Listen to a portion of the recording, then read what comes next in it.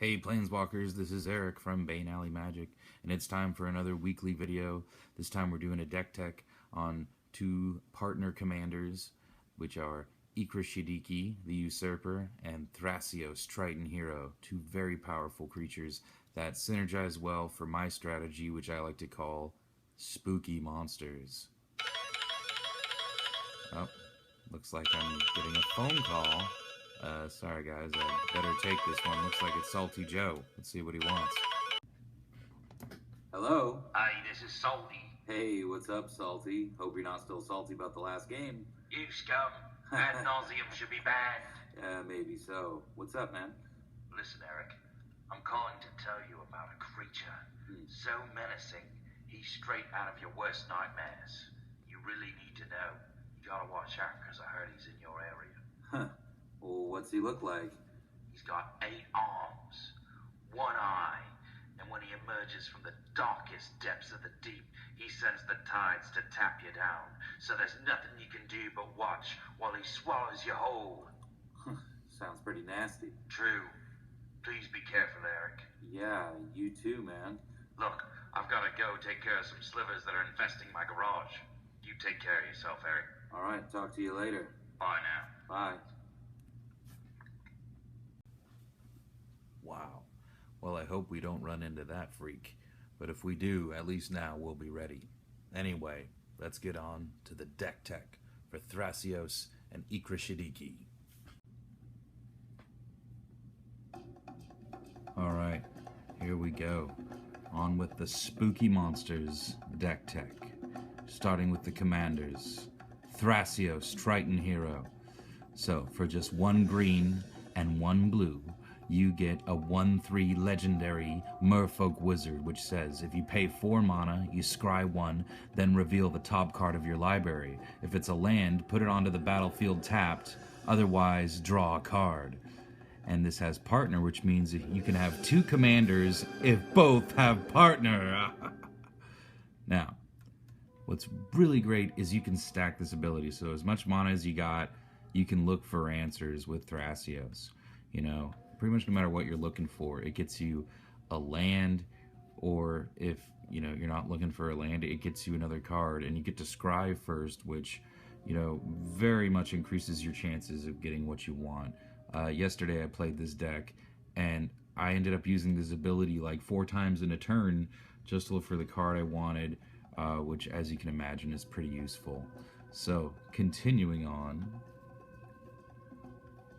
we have Ikra Shidiqi, the Usurper, which is 3 of anything, 1 black and 1 green, which makes our deck Sultai colors. It's a legendary Naga Wizard, which is a 3/7, and it has Menace, which means it can't be blocked except for by 2 or more creatures. And she says, whenever a creature you control deals combat damage to a player, you gain life equal to that creature's toughness, which, as you can imagine, in the Spooky Monsters deck, we have lots of big, tough creatures, so that's going to come in really handy, gaining life. So, let's start with the normal creatures. This deck is pretty much full of creatures that either are huge or that help you get the huge creatures, or they're creatures that start small and become huge. So we got Deadeye Tracker. It's a 1-drop, and it's a 1/1, so, you know, he's okay, but his ability lets you explore. You get to exile 2 cards from an opponent's graveyard, and Deadeye Tracker explores, which means you reveal the top card of your library, put that card into your hand if it's a land, otherwise put a +1/+1 counter on this creature, and then put the card back or put it into your graveyard. So it's great. You get to put it into your graveyard if you want to do some graveyard strategy. You get to exile cards from an opponent's graveyard, and you get to pump this guy up. So pretty cool. Also works as a, you know, ramp strategy. You know, you get that land. I mean, it only goes to your hand, but again, it's pretty great. You know, you get lots of choices for exploring. Next we got Rishkar Pima Renegade, who is a legendary elf druid, 2/2. When Rishkar Pima Renegade enters the battlefield, put a +1/+1 counter on each of up to 2 creatures, and each creature you control with a counter on it has tap to add 1 green to your mana pool. So that's any kind of counter, even if it happened to be a -1/-1 counter. If you're playing the the infect deck or something, suddenly your creatures with any type of counter can tap to add green mana. So we're starting out with the ramp creatures, as you can tell here, which is really great for this deck. You want a bunch of creatures that help you ramp into your big creatures. So then we got Urborg Elf, which is a 1/1 elf for 2 mana, and it taps to add green, blue, or black. It's just super cool card. I really love, the Urborg aspect of it. That we're just adding any of those 3 colors. It's a card that I just discovered myself, and when I play it, lots of people don't know what it is, but a great little mana dork. Adds any color we need. So then we got Sylvan Caryatid, 0/3 Defender Hexproof, plant, and taps to add 1 mana of any color to your mana pool. So what's interesting is another card in this deck is the Avenger of Zendikar, and it gives plant creatures +1/+1 counters. So that can actually also give Sylvan Caryatid +1/+1 counters as well. Nissa Vastwood Seer is the legendary Elf Scout, which is a 2/2, and when Nissa Vastwood Seer enters the battlefield, you may search your library for a basic forest, reveal it, and put it into your hand, then shuffle your library.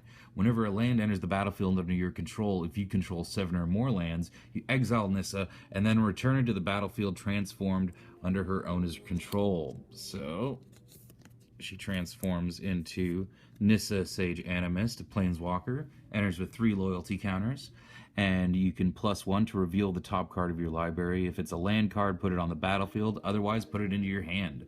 -2, put a legendary 4/4 green elemental creature token named Ashaya, the Awoken World, onto the battlefield, and for -7, untap up to 6 lands, and they become 6/6 elemental creatures. They're still lands, and that remains till the end of the game. But mostly I'm using this card to ramp, and the other abilities are great too, but I mean, for just 3 mana, such a powerful ramp card. Nissa Vastwood Seer, back in the normal side of the sleeve. Get one for your green decks before it goes up in price, which it probably will. Channeler Initiate is a human druid. Enters the battlefield with... when it enters the battlefield, you put 3 -1/-1 counters on target creature you control, which for me is always going to be Channeler Initiate itself. And you can tap it to remove a -1/-1 counter from it to add 1 mana of any color to your mana pool. So this is perfect for this deck because it helps us ramp into our big creatures, and it becomes slowly a bigger creature itself. So a really cool human druid for our deck, Channeler Initiate.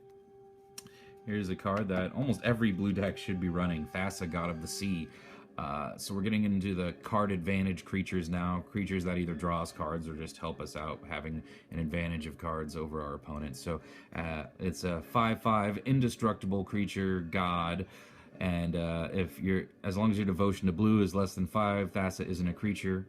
And at the beginning of your upkeep, scry 1. Alright, so when you play this card, be sure to put a die or a marble on top of your deck or something so you remember to scry 1, because it's super easy to forget these beginning of your upkeep, look at the top card of your library shenanigans that we play a lot. It's super easy to forget these triggers. And then what's really great too is for 1 and a blue, target creature you control can't be blocked this turn, and you can stack that to make your whole team unblockable. Hopefully your whole team of giant spooky monsters, which we haven't gotten to yet. But these guys are all kind of creepy. Coiling Oracle. Snake Elf Druid. So, snake and an elf, did the wild thing. And then that child of theirs became a druid. And when Coiling Oracle enters the battlefield, reveal the top card of your library. If it's a land, put it on the battlefield. Otherwise, put that card into your hand. And so it's kind of a, half draw, half a ramp spell. And it's a 1/1 for 1 green and 1 blue. Next we got Ewit, also known as Eternal Witness. For 1 of anything and 2 green, you get a human shaman, which is a 2/1. And when Eternal Witness enters the battlefield, you may return target card from your graveyard to your hand. Any target card. So, your Cyclonic Rift, or your In Garrick's Wake, or your Planeswalker, or literally anything from your graveyard back to your hand, which is why Eternal Witness basically goes in every single green deck ever made. Ever. So get one, Eternal Witness. Next we got Runic Armasaur. Alright, so whenever an opponent activates an ability of a creature or land, if that isn't a mana ability, you may draw a card. And it's a 2/5 dinosaur for 1 of anything and 2 green. Looks like a really cool card. I haven't seen it do much action yet, but I'm testing it out. So we're throwing it in this deck, and it's a draw card. And I know what I took. I can't remember what I took out to put this in, but I remember whatever I took out wasn't drawing me much cards either. So hopefully this will draw me some cards. Otherwise, it's gonna probably get scrammed. Next we got Champion of Ronus. 3 of anything and 1 green for a Jackal Warrior.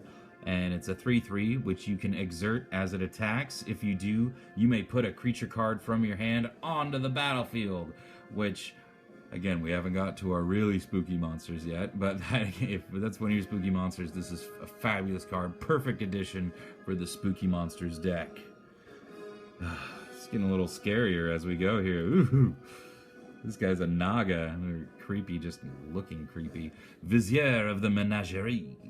You may look at the top card of your library. You may cast the top card of your library if it's a creature. And you may spend mana as though it were mana of any type to cast creature spells. And it's a 3/4. And this is just great card advantage. You know what's coming. You get to cast the card on top of your library if it's a creature. So lots of time that's an extra card you get to play. And, I mean, look at that artwork, man. Such cool artwork. All right. Next, we got some cards that are... I know, wait, we're still in the card advantage section, sorry. So, Prime Speaker Zagana is a legendary merfolk wizard, which is normally a 1/1, but that's not going to matter. She's 2 of anything, 2 green and 2 blue to cast. And she says, when Prime Speaker Zagana enters the battlefield, she gets X +1/+1 counters, where X is the greatest power among other creatures you control. Excuse me. When Prime Speaker Zagana enters the battlefield, draw cards equal to its power. So let's say you've got a, just a Vizier of the Menagerie. So you put 3 +1/+1 counters on Prime Speaker Zagana, and then you're going to draw 4 cards because her total power is 4. The big mistake lots of people make with Prime Speaker is they only draw cards equal to the numbers of +1/+1 counters on her. But you got to remember, it's always going to be that plus an additional one because she has the base power of 1/1. This card has drawn me 20 cards before, 30 cards. I have had some pretty big creatures out. So, yeah, fabulous card. Other people will try to gain control of her and, recast her from your graveyard type of thing so they can draw the cards, because this goes in every green-blue deck. So powerful. This is going to draw you cards. Even a great commander just by itself. As a commander, actually, this thing is super broken. So, Prime Speaker Zagana. All right. So Experiment 1 is another 1-drop, which is a 1/1, which has Evolve, which means whenever a creature enters the battlefield under your control, if that creature has a greater power or toughness than this creature, put a +1/+1 counter on this creature. So this is one of those small creatures that gets bigger. And you can also remove 2 +1/+1 counters from Experiment 1 to regenerate it, which is great. And so really cool addition to this deck, just to, become a giant creature, It's always good to have, some creatures out that are going to be blockers. I mean, if I had to Experiment 1 become a 4/4, 5/5 for just 1 mana, so pretty cool. Cloudfin Raptor is another evolved creature. It's a flying 0/1 bird mutant. Yeah, cool subtypes there. And yeah, again, another creature which, as soon as you play a 1/1, this evolves because it has a power of 0. And so this I've had get up to be, a 3/4, a 4/5. Gets pretty big for just 1 mana. Pretty cool, spooky monster. Kiora's Follower. This is more of a kind of a card advantage. Just a really flexible utility card that helps you get your monsters. So oftentimes I'm untapping Temple of the False God with this so I can get 2 more mana, or some kind of land that produces a ton of mana. So it's 1 green and 1 blue for a Merfolk 2/2 that says tap to untap another target permanent, which is so great with all your, abilities that tap, or just, lands that tap, or you get tapped down, you get to untap the thing. Elusive Crasis is a fish mutant, which is a 0/4 for 1 colorless, 1 green, and 1 blue, which also has Evolve, and it's unblockable. So this thing gets huge, and they can't block it. So another just really common addition to any green-blue deck. I think it's a fabulous card, even though it's an old uncommon, super cheap, you know, probably 14 cents or something online. So Elusive Crisis, super cool. Prowling Serpapod, another ugly monster. You know, really cool when you get up on the artwork close. You know, it does have arms and legs, but it's a snake cat. So for 1 colorless and 2 green, you get a snake cat, which is a 4/3. And Prowling Serpapod can't be countered, and creature spells you control can't be countered. So it really helps when casting your big creatures. They can't be countered. Acidic Slime. Another creepy monster for 3 of anything and 2 green. Another common include for any green deck. You throw in Acidic Slime. It's a 2/2 Death Touch, and when it enters the battlefield, destroy target artifact, enchantment, or land. So again, you want your removal spells to be flexible, and this one is great because it's on a creature. You know, so anytime you have removal on a creature, you know, you're emptying up another slot in your deck so you can fill it up with something else, right? So you got, you know, multiple card types in one on here for you. So Acidic Slime, that's why Acidic Slime is in almost every green deck. Alright, next we got Master Biomancer. Such a cool card. I've never regretted playing this guy. So it's an elf wizard for 2 of anything, 1 green and 1 blue. It's a 2/4, and it says each other creature you control enters the battlefield with a number of additional +1/+1 counters on it equal to Master Biomancer's power, and as a mutant in addition to its other types. So maybe if you're playing Mutant Tribal, you can get some mutant synergy off of the creature type. But I mean, definitely having all your creatures enter with an additional 2 +1/+1 counters is fabulous. And if you can get them even bigger, they enter with more +1/+1 counters. So great card for spooky monsters. We love Master Biomancer. Vampire Nighthawk is just a fabulous blocker, gains you a little bit of life. Classic card, just super powerful, goes in almost any black deck, honestly. So it's a 1 of anything and 2 black for a Vampire Shaman. That's a 2/3 flying Death Touch lifelink. Not much more to say there.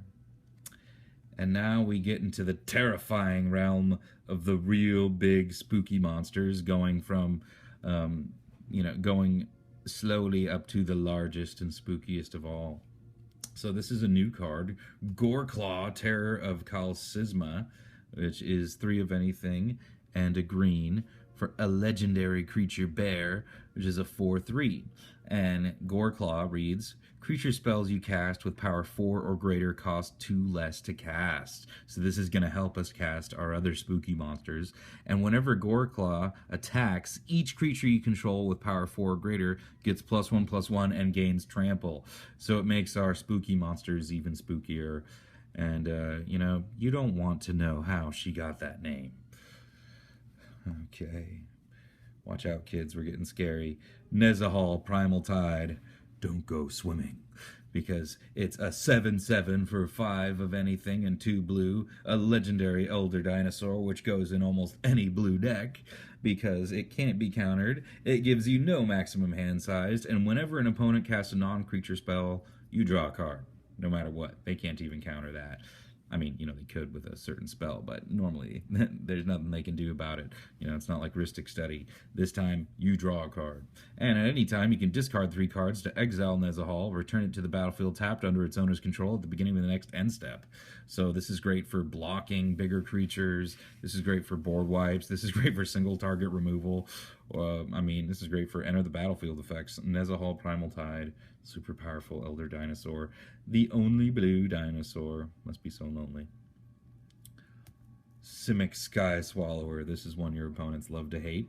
5 of anything, 1 green and 1 blue for a flying trample shroud 6/6 Leviathan. Now, yeah, it is a Leviathan. Okay, that must be its tail right there, swimming around there. You know, it's funny. You see this thing and you can't even tell how big it is, but it is huge and ugly. So yeah, Simic Sky Swallower, great for the monster deck. Here's another monster, Tetsamok, Primal Death, which is another legendary Elder Dinosaur for 4 of anything and 2 black, which is a Death Touch 6/6, and you can pay 1 black to reveal Tetsamok from your hand and put a prey counter on target creature. Activate this ability only during your turn. When Tetsamok enters the battlefield, destroy each creature your opponents control with a prey counter on it. So this is more removal on a creature, and it's removal that can hit a lot of different things if you have enough black mana in there.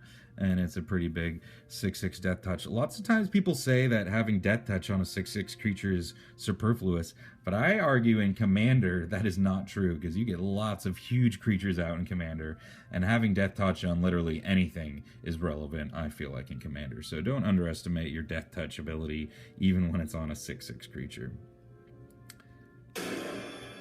Oh no! It's Ghalta! Yep, that's right. We got another legendary Elder Dinosaur, which you can normally cast for just 2 green mana. And it's a 12/12 trample. Yeah, super good. Great addition to any green deck. So normally it's 10 of anything and 2 green to cast, but Ghalta Primal Hunger costs X less to cast, where X is the total power of creatures you control. Yeah, not bad for a 12/12 trample. And we're getting into the 2 spookiest monsters now. We got Pathraiser of Ulamog, which for 11 mana, you get a 9/9 Eldrazi with Annihilator 3. Yeah, that's pretty scary. That's going to make anyone on the board scared, and you better hope he has haste, because 1 round around the table, they're probably going to kill this guy any chance they get. And Pathraiser of Ulamog also can't be blocked except for by 3 or more creatures. Wow, that's like Ultra Menace. Really great card. I also got the foily version because I find this artwork is way cooler than the other one. And what's this? I'm not sure I recognize this next card. Oh no. Joe warned me. No, not Lorthos the Tidemaker. Ah! Joe! He's coming for me, Joe. Oh, no. Wait, but we prepared. We got an island. He's tapping me down, Joe. But it's okay because I got freed from the reel. So I'm going to tap that island to untap myself. And I can block Lorthos and prevent him from swallowing me. Oh, boy. Oh, thank goodness Joe warned us. That was close. We almost got tapped down by Lorthos. So this, what I call the spookiest creature in the deck, actually used to be the commander of the deck. It used to be a mono blue deck, and it was all octopuses, leviathans, you know, serpents, things like that.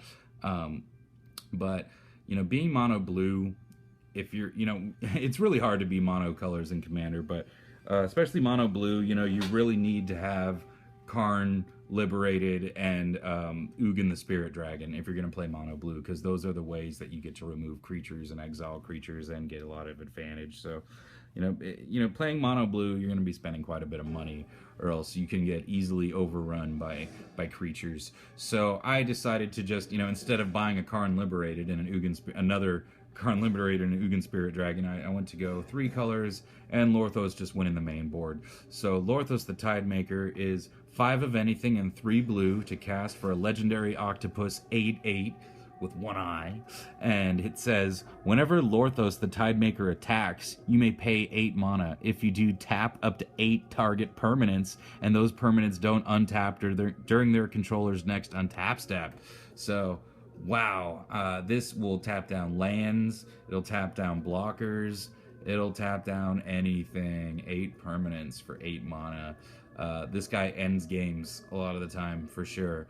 I mean, if you have a troublesome opponent, tap down 8 of their lands. They are, they're pretty done for. And so now on to the spells, starting with the Planeswalkers. This one, Kiora the Crashing Wave, makes more monsters. So she's 2 of anything, 1 green and 1 blue.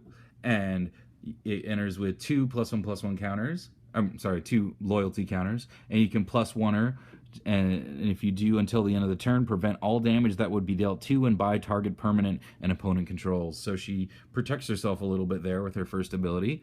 -1, you draw a card and you get to play an additional land this turn. That one's if you're really hurting, because what you really want to do is get to -5 as soon as possible, which is you get an emblem with, at the beginning of your end step, you get a 9/9 blue Kraken creature token onto the battlefield.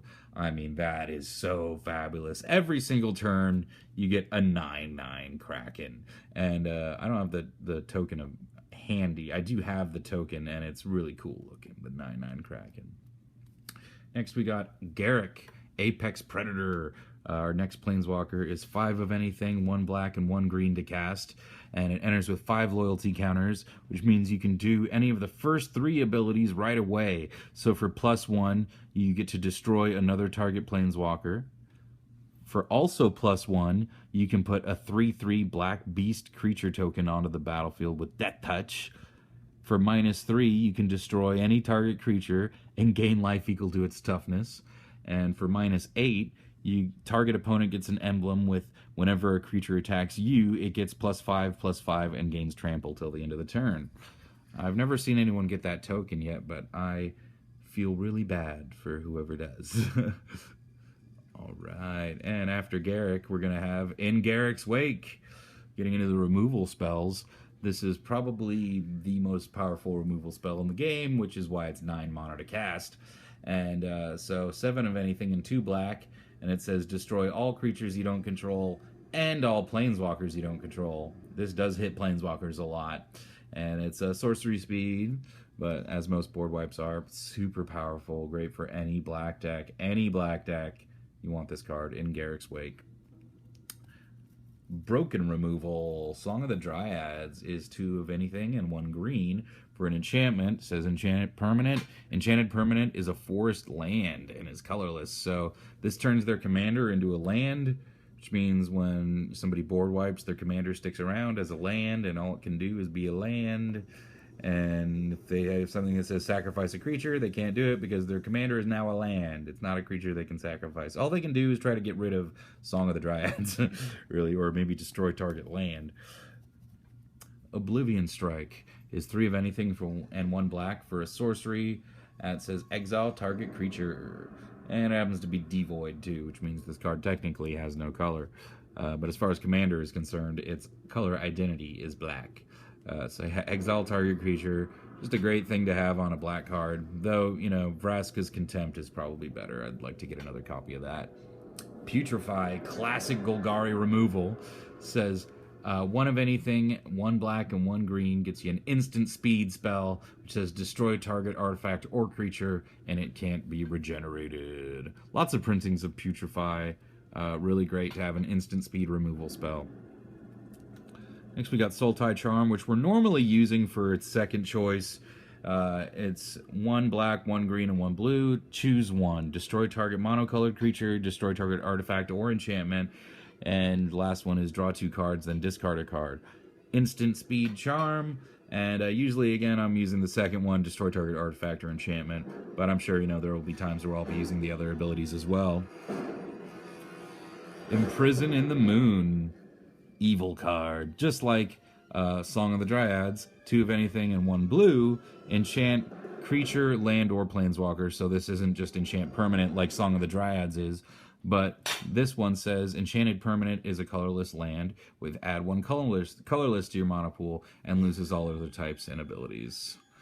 So just as effective as Song as the Dryads and in blue. Next we got Cyclonic Rift, which I shouldn't need to explain. You know, let's just move on. Get yourself a Cyclonic Rift for any blue deck. If you pay its overload cost, you return all non-land permanents you don't control to their owner's hands. Fabulous board wipe. Killing Wave. I love this card. Just artwork is so cool. X and a black. For a sorcery, for each creature, its controller sacrifices it unless he or she pays X life.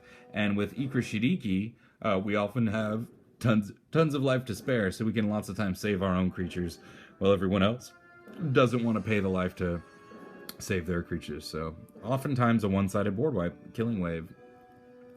Now into the other ramp spells. So Zendikar Resurgent is fabulous in our deck.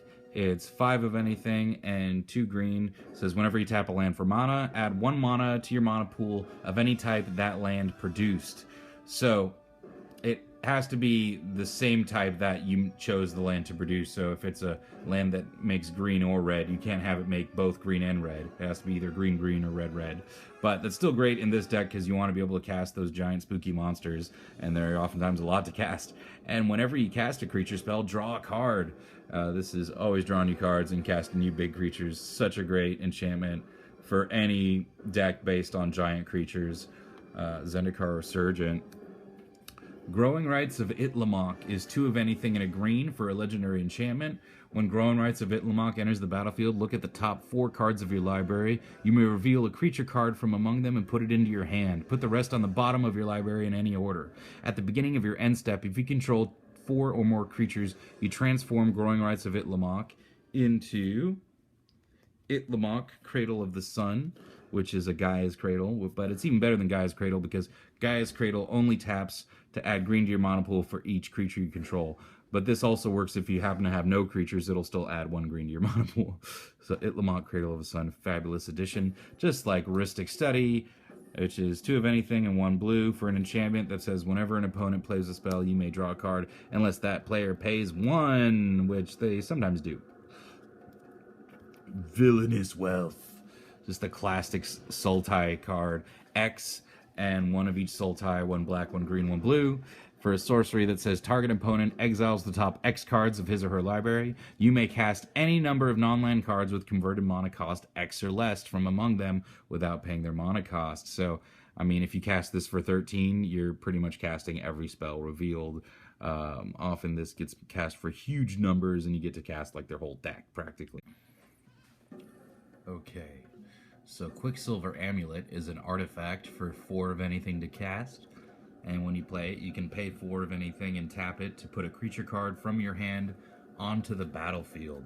So very similar to Champion Aronis, you get huge monsters from your hand directly onto the battlefield. And I forgot to say with Champion Aronis, this also means they can't be countered with a counter spell. You know, they just go onto the battlefield. You're technically not casting them. So it's not a spell on the stack that the counterspell can target, which is really cool. So this is great for any big creature-based deck. I also run one in my Angels deck, my Kalia of the Vast deck. You know, great with Angels, Demons, and Dragons.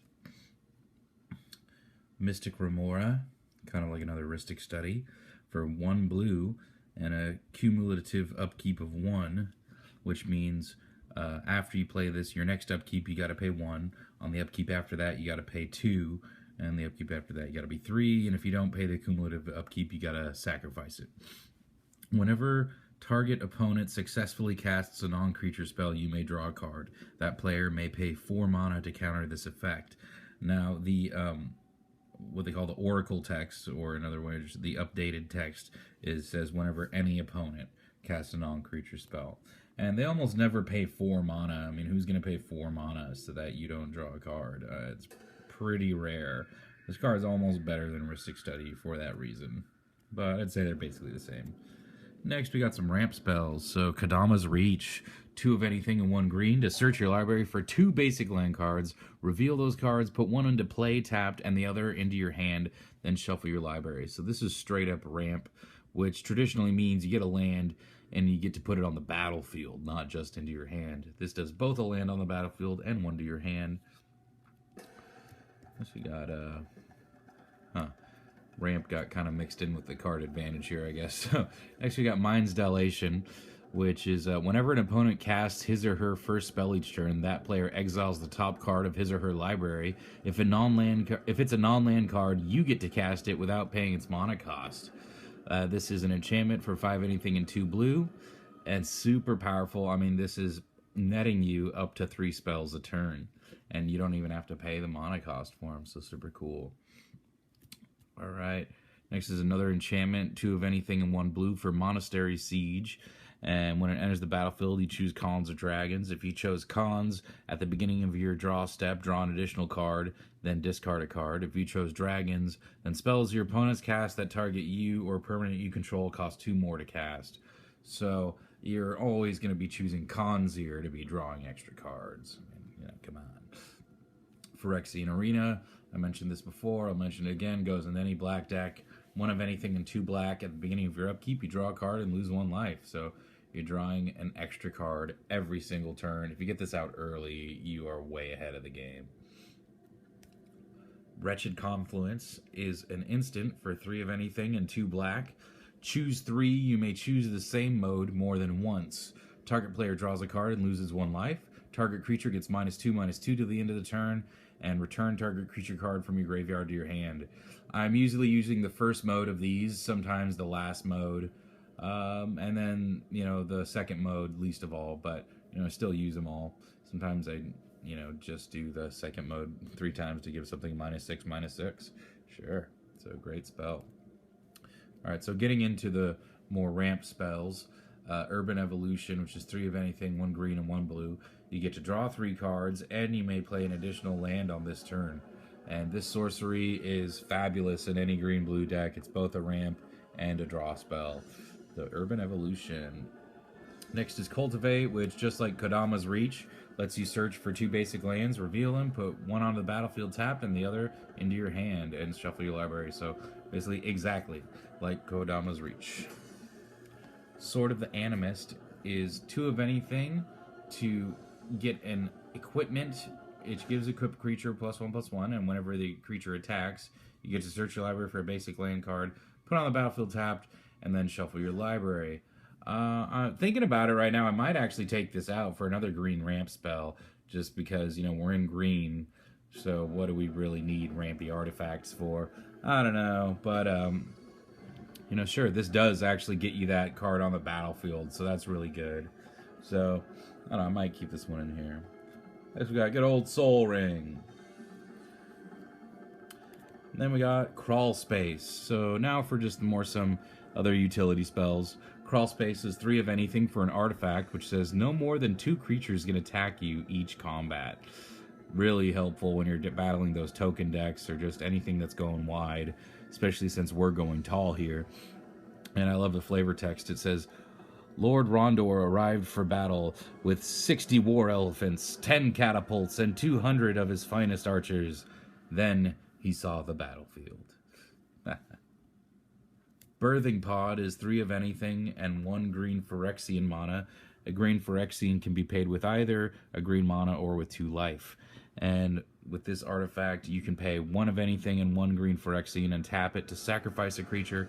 Search your library for a creature card with converted mana cost equal to 1 plus the sacrificed creature's converted mana cost. Put that card onto the battlefield, then shuffle your library. Activate this ability only anytime you could cast a sorcery. So this is great. You start out with your something like, let's say, Urborg Elf, something really tiny, and you turn it into something bigger, and you slowly turn it into something bigger, into something bigger and bigger and bigger. I think this is the best of the cards that do this because it, it uses the Phyrexian mana, so it's pretty cheap.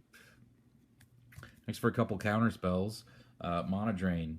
This is the most powerful counter spell in the game, and that's why it's $70. And it really fits the strategy for this deck, though, because we really need to have extra mana to cast our giant spooky creatures. So Mana Drain is just 2 blue for an instant, says counter target spell, any spell, just like counter spell, and at the beginning of your next main phase, add an amount of colorless mana to your mana pool equal to that spell's converted mana cost. So last night I countered Mere Battlesphere with this one, and then I got 7 mana at the beginning of my next upkeep, which I used to help cast the Pathrazor of Ulamog. So such a powerful spell. And the next counter spell is really similar, Plasm Capture. Basically, it's the exact same thing. Counter target spell at the beginning of your next main phase, pre-combat main phase. Add X mana and any combination of colors to your mana pool where X is that spell's converted mana cost. So this also will help you cast those big spells. This is twice as much to cast, but I mean, it's not $70 like Mana Drain. But that's why Mana Drain is so expensive, because it is the best counterspell in the whole game, hands down. Next we got Gnawed of the Bone, which is, we just need a little life gain. I feel like in every deck we got to be prepared for any situation. So this is a great card. For 2 of anything and 1 green, it's instant speed. You gain 2 life for each creature card in your graveyard, which in this deck, people hate your creatures a lot, so a lot of them might be in there. And you can flash it back for 2 of anything and 1 green.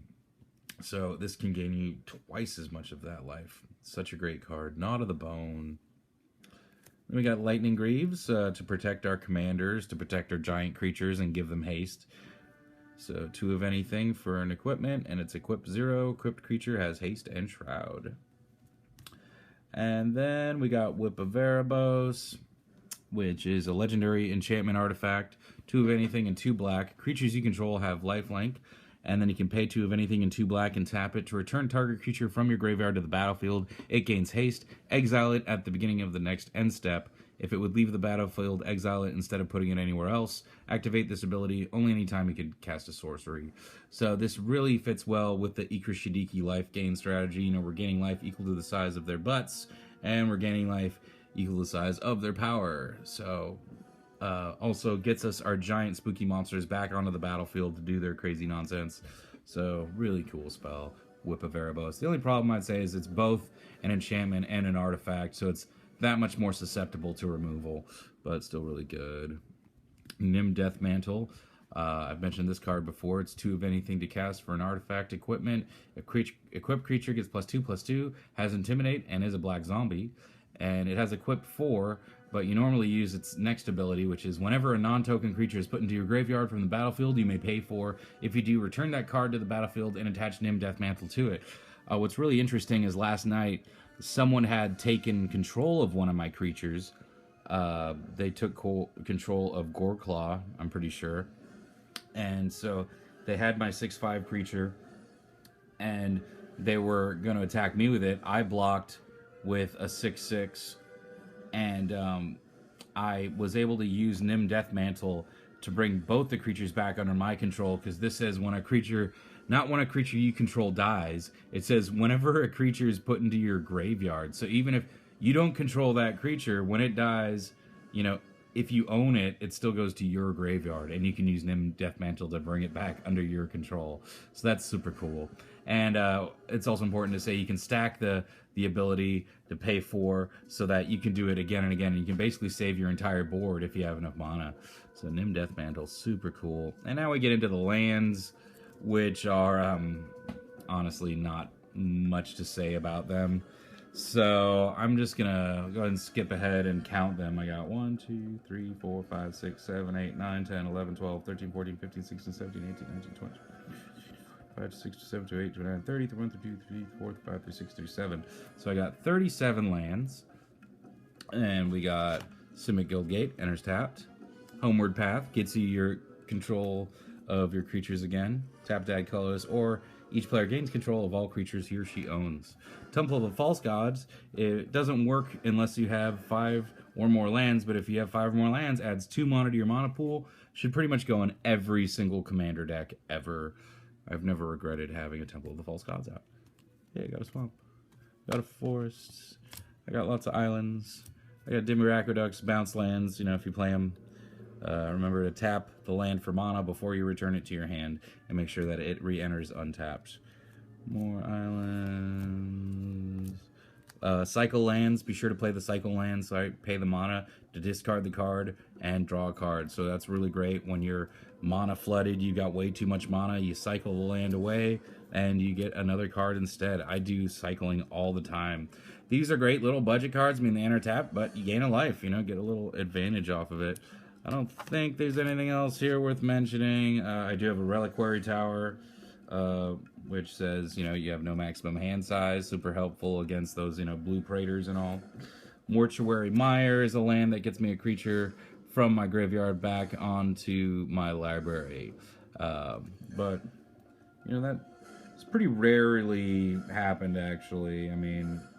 Normally, Mortuary Mire just enters as a tap land, and I'm like, well, I got no creatures in my graveyard. Here's a good one for any, of these colored deck, get an Opulent Palace.